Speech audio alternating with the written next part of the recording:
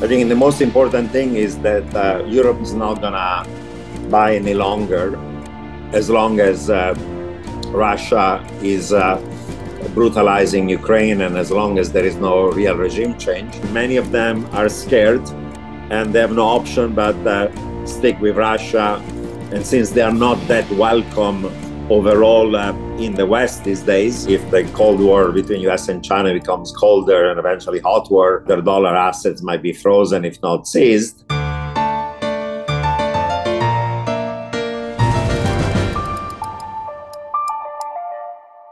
Hi, Mr. Rubini. Glad to see you.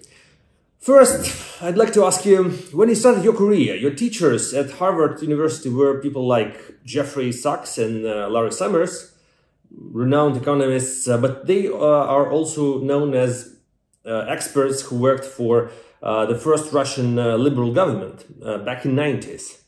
And actually, Jeffrey Sachs has still some connections in Russia. He regularly appears on Russian television, commenting current war situation in America and in Russia.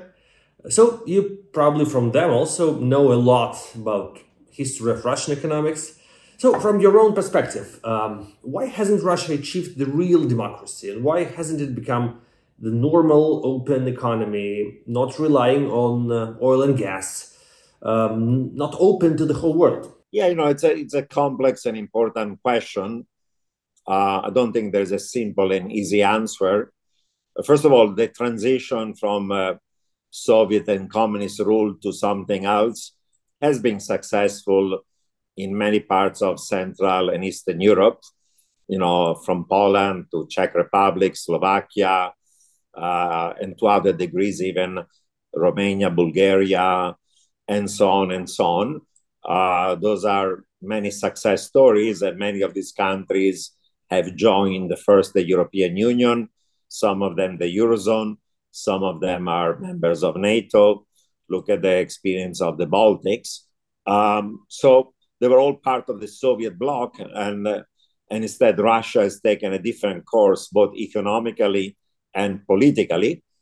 There are many explanations. I think one is that some of these countries had, before communism, a story or a political history of some degree of liberal democracy and of a market-oriented economy, while Russia went from the Tsars to the Bolsheviks and then to this transition that eventually led now to Putin being to power. So that's one problem. Politically, Russia has never had liberal democracy, has never really fully taken an approach of a market economy, not under the Tsar, not under the communist, and not under Putin. When Gorbachev was in power, of course, there was potential for changes in the right direction. But then with Yeltsin and with Putin, and then the economic policy went back in the direction of state capitalism. So it's a complex issue, but I would say, yeah, historically, unfortunately, Russia has not had the liberal democracy. And if you don't have liberal democracy, you're not going to have also a more market-oriented economic system. To me, actually, the examples of India and others do suggest that you can have a country that is large, that is democratic and is also successful economically.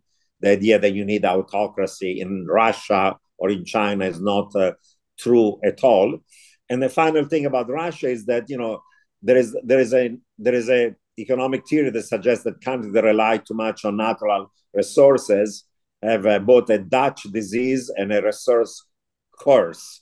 Dutch disease because you crowd out other types of exports and you don't diversify.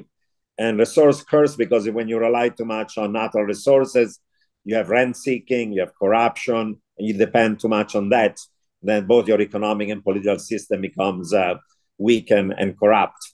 And Russia has never successfully diversified away his economy away from natural resources. And that on one side is a blessing, but also is a long-term curse. So it's a complex question. You have criticized Europe a lot for relying on energy from Russia.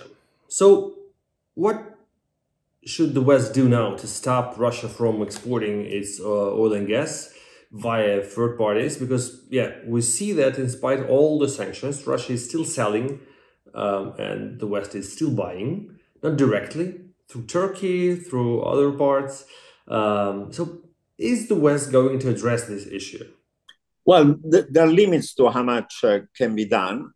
I think the most important thing is that Europe is not going to buy any longer as long as Russia is brutalizing Ukraine and as long as there is no real regime change. Europe is not going to buy any more Russian oil and Russian gas. Therefore, the Russians have to divert that oil and especially gas through other channels. That's more expensive. They're selling it, but they're selling it at a significant discount. And that's going to be painful for Russia. And Europe has found a way actually quite fast to rely less on Russian oil. People said that the shock coming from lack of Russian oil and gas is going to lead to a severe recession in Europe. That has not been the case. In Germany, they've been able to cut consumption of energy by 20% with minimal impact on industrial production. Of course, natural gas is going to come from other parts of the world, including other parts of the Middle East, even the United States. The US with the IRA is going to produce a lot of new energy over the next decade. Some of it is going to be exported to Europe. So Europe for now has found a path that's going to lead it to be fully independent of Russian energy.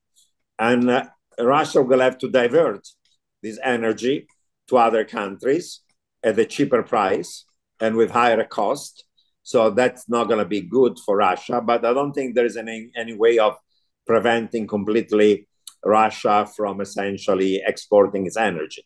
You can make it more costly and more difficult. And that's honestly the best we can do. You know, there is a furious debate now going on in Europe what to do with Russian business, with all those Russians fleeing from Russia to the West. Because there are two different approaches. The first position is that all of them should be sanctioned, blacklisted, because like all Russians, all Russian big business is in a way connected to the regime. All of them should be considered to be accomplices of Putin and banned from the West. Another approach is that the West should try to divide Russian elite, try to bring as many Russian businessmen on its side, try to persuade big business to challenge Putin. And actually, we know that the first approach seems to be winning, and most Russian businessmen cannot stay in Western Europe, in the West. So they are returning, or they have already returned to Russia, and they have to bring their money back. They have to invest their money to Russia now because they don't have an opportunity to keep their assets in the West. So they, in a way, have to help Putin. Do you think that was a good strategy? That was the good choice for the West that de facto helps Putin's regime? Well, I think technically, I don't think that all Russian businessmen or oligarchs were sanctioned. Those who were sanctioned were those that were clearly having a strong link to Putin and to his regime. But actually, the banks stopped working with many Russians, with most Russians. So a lot of people had no choice. They had to go back. Yeah, you didn't know who was truly sanctioned, who could be sanctioned. So people have moved away. But I think that people that are oligarchs have gone back to Russia in part because many of them have economic and financial interests and industry and businesses in Russia. They also have foreign assets. But then in a situation like the one of Putin being authoritarian, they were at risk of essentially having their domestic assets expropriated if they were not going back and aligning themselves with Putin. Of course, many of them privately most likely were against the Russian invasion of Ukraine. Even some of the political allies of Putin in the Kremlin were against it, and they were surprised by what Putin did. But, Putin is a bully. Putin can take over your assets. Putin can put you in jail, your family. And therefore, I think many of them are scared and they have no option but stick with Russia. And since they are not that welcome overall in the West these days, therefore they've retreated back to Russia. But there's been also a massive, as you know, brain drain. Tons of Russians that are maybe not the oligarchs. Oh yes, I know that. Engineers, scientists, computer programmers that have escaped. Have gone to Turkey, have gone to Georgia, have gone to the Gulf, have gone because we can to Europe, because they don't like the regime, and for them there is not much economic future and hope in Russia. So they've left, those who want to. And that brain drain actually is going to be, among other reasons, a significant drag on Russian economic growth, more than anything that the few oligarchs can do to help Putin. Hundreds of thousands of people leaving Russia. It's a bigger economic negative shock than anything that a few oligarchs can do to invest in Russia. Do you think that policy towards Russian big business could be some kind of signal for other businessmen, like Arab businessmen, South Asian, and they might now think twice about their trust in the Western banks, in Western economy? Maybe they are going to be now more cautious in their investments in the West, and not so surely keep their money in the Western banks. I think that the risk that the US is going to impose severe sanctions against other countries is very limited. The US has some disagreement, but the US has been also, and the West, sophisticated. For example, the US and the West know that India, for now, needs to get oil and energy, needs to get fertilizers, needs to get food. They're getting it from Russia, but they've not complained because they know that actually India is a democracy, is a market economy, is a rival of China, and you want to engage India because of the medium long term. That's a positive thing to do. And therefore, I think that sanctions that are really draconian are going to be against only rogue countries. And there is so much economic opportunity in US, but even in Europe, in all the technologies of the future, where there is AI, machine learning, robotic, automation, fintech, agtech, you name it, there is so much going on that, for example, a lot of the surplus of oil revenue that is coming from higher oil prices in the Gulf is still invested in Europe and the United States. And those investments are safe. And of course, US and Europe have to engage this country and say, let's be on good terms. We can disagree on some things, but even if we disagree, we're not going to impose sanctions on you. And therefore, the risk that across the board, business people have to decide, do you want to do business and invest with US, Europe, Japan, Australia, Canada, and the West overall, or do you want to do business with Russia, China, North Korea, and Iran? And, China has some attractions, but I don't think that Russia, North Korea, Iran have a lot of attraction to most businesses in the world. They are kind of failed economies by any standards. So we need in the West to continue to engage the rest of the world in a constructive way. Do you think that Putin's Russia's war against Ukraine could open some kind of Pandora's box and would provoke other authoritarian regimes to start solving their problems in a more aggressive way? For example, do you believe in the real war between China and Taiwan? Well, one of the reasons why the US, Europe, and the West are supporting Ukraine, apart from the fact that there was a very brutal and unfair invasion, is also not only deterrence of Russia, but also deterrence of other countries that might want to use military means in order to achieve, gains of territory and so on. So the results of what's going to happen in Ukraine doesn't matter only for Ukraine and for deterring in the future Russia, because Russia might have also other interests over his near abroad. Could become aggressive towards the Baltic, could become aggressive towards Poland, could become aggressive towards Georgia, could become aggressive towards Kazakhstan. So first you have to deter Russia. But I think that if the West rightly is united to try to support Ukraine and making sure that Russia doesn't achieve its goal, that's going to also send a meaningful signal to, for example, China, that any attempt to use military force in order to have a reunification of China with Taiwan is going to have consequences. And therefore, actually, in my view, what's happening right now in Ukraine and the Western support of Ukraine sends a deterrent signal to other countries to say, don't do it because you're going to pay a cost. That's important. In your recent book, you describe the future of the upcoming crisis in the West. And you are saying that the bigger the global economic turbulence become, the more popular will be all those dangerous, aggressive populist regimes or populist movements in the world.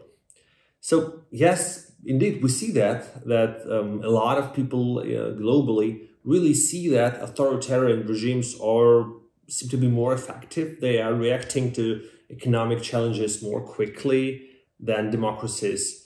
So do you think that the authoritarian regimes could somehow become stronger due to that economic crisis and global stagflation? My concern is, of course, that if there's a backlash against liberal democracy, people are going to go towards populist parties of the extreme right or extreme left, some of them also authoritarian. And there are proposals to reform democratic capitalism. Martin Wolf, chief economic commentator of the Financial Times, wrote an entire book with lots of good ideas about it. But I also argue in the book that economic populism of the extreme right and left doesn't lead to economic success, leads to economic failure. And if you're looking at the strategic rivals of the US, China used to grow 10%, then 5%. Now the potential growth of China is barely between 3 or 4%. And if China is going to continue along the lines of state capitalism, as Xi Jinping wants, probably the problem are going to become worse. And when you have one person making all decisions, you make both political, health, and economic mistakes. Russia, as I said, even before the invasion of Ukraine, was mediocre growth. That's going to be worse. Iran is a mess with high inflation and economic growth that is barely positive. And South Korea, from time to time, has even famines. They cannot even feed their own people. So the evidence is that authoritarian regimes actually are not that good to bring welfare to their own people. Actually, many of them end up with economic kind of disaster. So I'm aware and concerned about the problems of liberal democracy and democratic capitalism. We need to reform them. There are great success stories of even large countries that are democratic and are doing well. India is a country of 1.4 billion people, is a democracy, has done reform. In the next 20 years, is going to grow 7, maybe 8%, while China is going to grow barely 3%. So, over the long run, I think democracy, opening up of markets, government that do things for their own people, a mixed economy where, of course, you have private sector driving growth, but also the government offering a social welfare state is the way to go. Has been successful in US, in Europe, among their friends, allies in the West, but also among a number of successful democracies, some of them very large, like India, like Indonesia, like many other ones in Asia, like South Korea, and Japan and Malaysia, and I can go on and on with many other examples. So what's happening is not certainly an endorsement of authoritarianism. Authoritarianism eventually leads to economic failure. Don't you think that that's some kind of paradox? Because you are saying that authoritarian regimes are not that effective, that Russia's growth is very mediocre, that the situation in China is getting worse, but at the same time you are famous for your forecast that Russia's and China's alliance would be a threat to the West, that ruble or yuan or both of them could become another global reserve currency. So do you still believe that alliance between China and Russia is a potential threat to the West? Well, I think that, the Chinese are going to want to build a currency regime that is less reliant on the dollar because they are, of course, concerned that eventually, if the Cold War between US and China becomes colder and eventually hot war, their dollar assets might be frozen, if not seized. Creating an alternative currency regime does not imply, economic success. It might shelter you from some of the sanctions, but having if the core revisionist powers they're going to ally among themselves economically, are going to be Russia, China, North Korea, and Iran. Each one of them, as I pointed out, has a serious economic and financial problem, leaving aside the eventually political ones.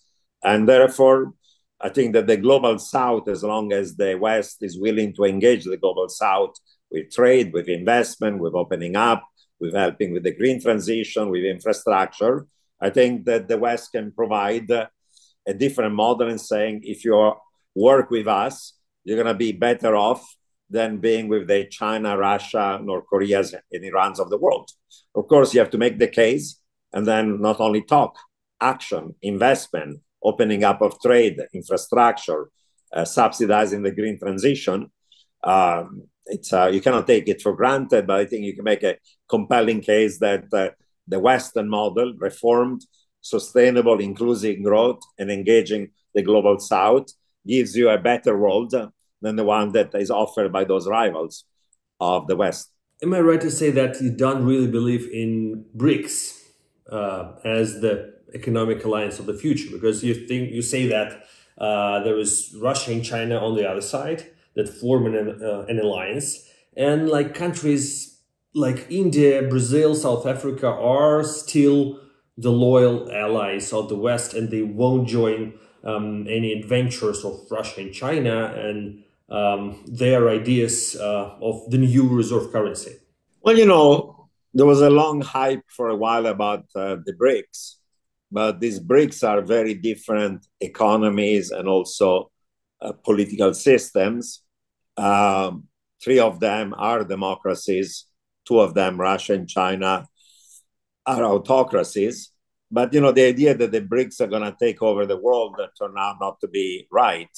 Out of those five BRICS, China now has slowed down growth to 3-4%.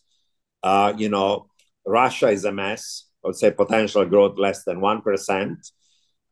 Brazil is always the country of the future. Currently, with the current economic policies, growth is barely 2%. And I was, recently, just last week in South Africa. South Africa is a country that has a lot of potential, but there's also lots of economic problem, and growth has been relatively mediocre. So among the BRICS, the only one who's actually having currently in the future strong growth is going to be India, with growth 7% plus. And even from a geopolitical point of view, many of these countries don't really get along.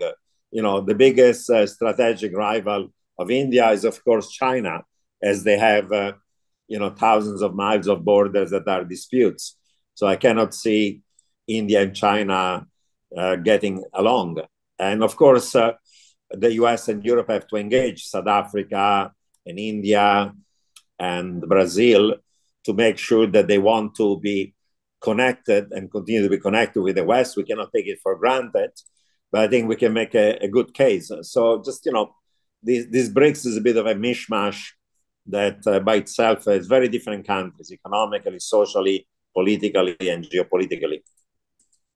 And only one of them is growing very strongly now, India. The rest is mediocre. In your recent book describing all the mega threats to the global economy, apart from the huge economic crisis, you are mentioning the perspectives of the new Cold War, as you call it, between the US and China. Explain how could it aggravate the economic crisis and what could be the consequences, the economic consequences of the new Cold War? Well, you know, one of the reasons why we had the great moderation with low inflation and relatively stable economic growth for the last 30 years was globalization and even hyper-globalization. You know, the opening up of China, the collapse of the Soviet Union, India and other emerging markets joining the global economy led China to produce goods for the world, Russia and other emerging markets to produce commodities, India to produce services. And we had greater integration, more trade in goods, more trade in services, more movement of capital, financial and also foreign direct investment, more migration from south to north, from poor to rich, more trade in technology, data, and information. All these things increase potential growth, reduce cost of production, kept inflation at bay. In a world in which instead we're going in the other direction of deglobalization, of protectionism, of decoupling, of de-risking, of fragmentation of the global economy, balkanization of global supply chains, secure trade rather than free trade, reshoring and friendshoring rather than offshoring, just in case redundant global supply chains rather than just-in-time global supply chains, an emphasis on security of trade rather than efficiency. That's a world is more fragmented, that implies a lower growth and higher cost of productions, and is stagflationary. Of course, it's going to depend on the degree. It's not full globalization or zero, it's a trend. And the trend is going away from hyper globalization, going to less globalization. And that more fragmented world is going to be a more stagflationary world. Okay, now probably the last question. In one of your recent interviews, you said that if the nuclear war is to happen, the first bomb will fall on New York, where you live, and the second bomb will fall on Moscow. Do you really believe in that kind of scenario? Do you think that nuclear war can really happen? Well, I hope it doesn't happen. I think it's still unlikely. What I said is that if there was military conflict between great powers, then that war is not going to be conventional. It will easily escalate from conventional to unconventional. You know, during the Cold War, no U.S. soldier was killed by Soviet and vice versa. There were proxy wars in Afghanistan, in Angola, Mozambique, but there was no real war between the two countries with direct military engagement because both of them had nuclear power. So what I'm saying is I don't believe that among these nuclear powers you can have a conventional war. If there was a conventional war between NATO and Russia or between US and China, that conventional war would easily escalate in unconventional. And of course, in that unconventional war, there'll be Russian nuclear weapons going to destroy New York and Washington, and there'll be US ones destroying, Moscow and St. Petersburg. I very much hope that doesn't happen. That'll be a disaster for everybody. And we have to work in spite of also what's going on, even in spite of what's going on now with Russia. We have to make sure that this conflict in Ukraine, and I'm all in favor of supporting Ukraine, does not escalate in a nuclear war. That'll be a disaster for the world.